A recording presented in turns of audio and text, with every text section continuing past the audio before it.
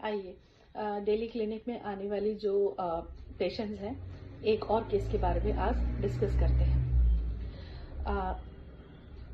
Couples आते हैं,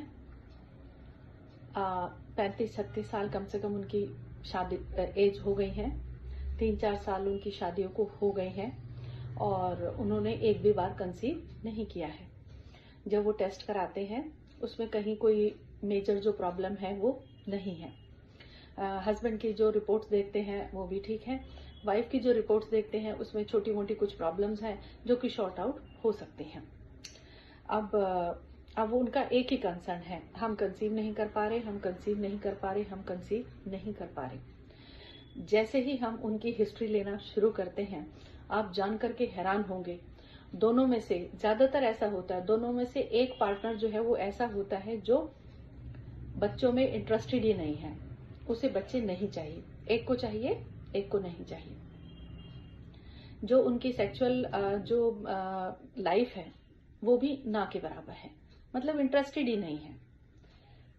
उनके आप खूब काउंसलिंग कर लीजिए, खूब आप उनको ट्रीटमेंट दे लीजिए, ट्रीटमेंट वो लेते रहेंगे, आईवीएफ के लिए भी वो चले जाएंगे, उनके आईवीएफ भी फेल होते रहेंगे।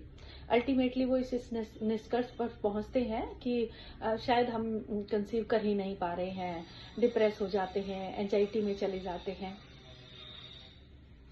जब हम उन्हें समझाने की कोशिश करते हैं कि अगर आप सेक्सुअली एक्टिव नहीं हैं, और कुछ तो खुलकर बताते हैं, हम तो सोते ही अलग अलग कमरों में हैं। मैंने उनसे कहा जब आप लोग सोते ही अलग अलग कमरों में हैं तो बच्चे कहां से आएंगे? जो मेन जो प्रॉब्लम है उसके ऊपर ध्यान ही नहीं है किसी का।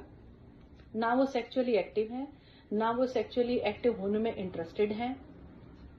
बस उन्हें लगता है कि ठीक है, एक बच्चा हो जाए, कहने के लिए समाज में हो जाएगा कि ठीक है, हमारे अंदर कोई प्रॉब्लम नहीं है, रिपोर्ट्स हमारी बिल्कुल ठीक है। अपने आप को धोखे में मत रखिए। जो प्रॉब्लम है, जो एक्चुअल मुद्दा है, उस पर डॉक्टर्स के साथ बात कीजिए, अपनी प्रॉब्लम बताइए, अपनी प्रॉब्लम का सोल्यूशन निकालिए।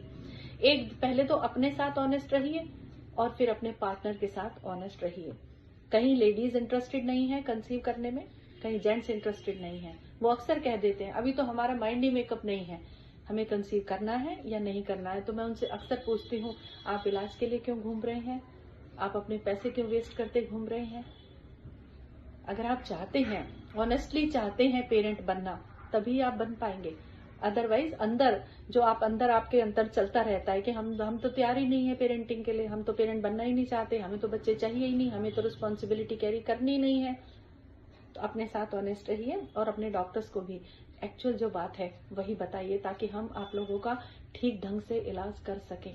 जो भी प्रॉब्लम होगी उसका इलाज हम कर सकें। और सीमन एनालिसिस की रिपोर्ट्स ठीक होने का मतलब ये नहीं है कि आप सेक्सुअली एक्टिव हैं। अगर आपके अंदर डिजायर की कमी है, अगर आपके डिस्चार्ज जल्दी हो जाते हैं, अगर आपको ईडी से रिलेटेड कोई प्रॉब्लम है, डॉक्टर्स के साथ डिस्कस कीजिए और उसका ट्रीटमेंट कराइए। ब्लेम गेम मत कीजिए कि ये इंटरेस्टेड नहीं है और ये इंटरेस्टेड नहीं है। Thank you.